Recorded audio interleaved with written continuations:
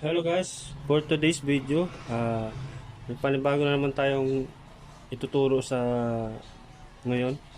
Ah, Paano gumawa ng EVR na walang power. So, bago natin ipagpatuloy ang ating huwag niyo kalimutan i-subscribe ang aking channel. Yan, intro muna tayo.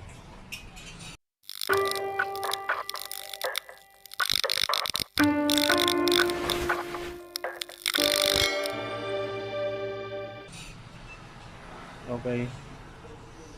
Una guys, testing muna natin. Yan. Tapos, ayan. Wala siyang power. Ayan, walang power. So guys, first steps muna tayo. Check muna natin yung wire. Baka may putol. So guys, kuha tayo ng tester. So ang gamit ko guys is digital tester. Doon tayo sa resistance, continuity.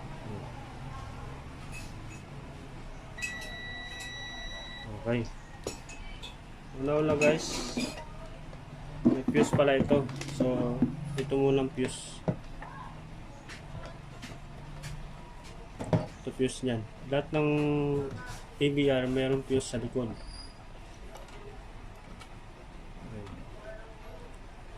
So ito yung fuse guys.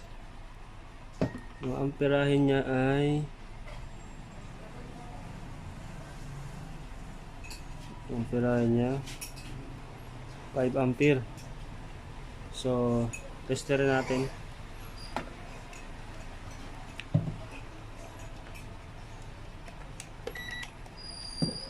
Ayan. Patunugin mo natin ang tester. Ayan. Ngayon, tester natin guys.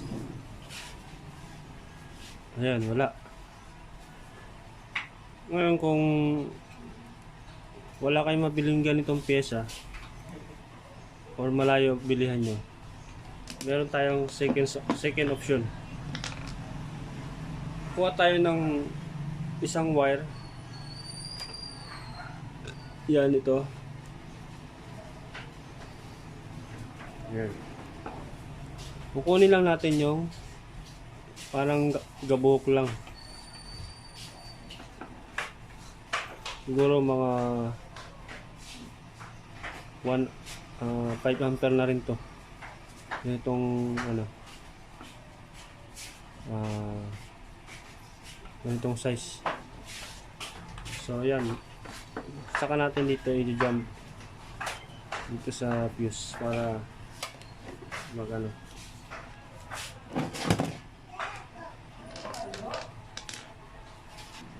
yan.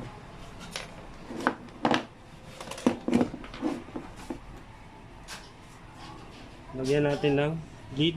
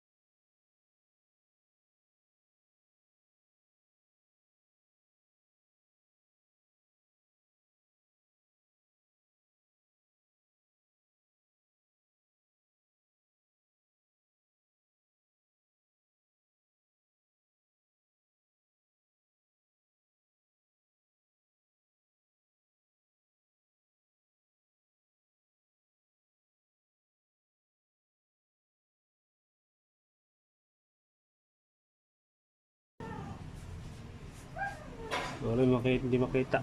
Pero yan, may jumper na natin yung magnet wire.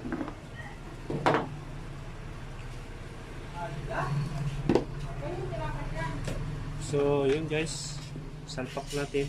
Testing muna natin kung gagana.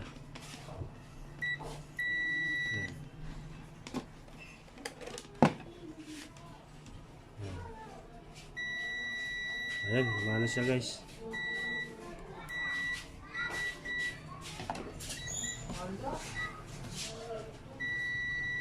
Ayan. Okay, okay. Salpak natin. Gagana yung ABR.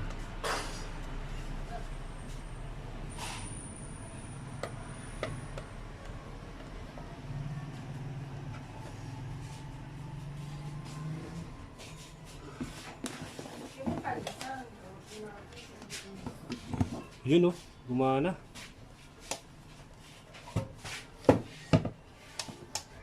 Gumana siya guys. So yun lang sira.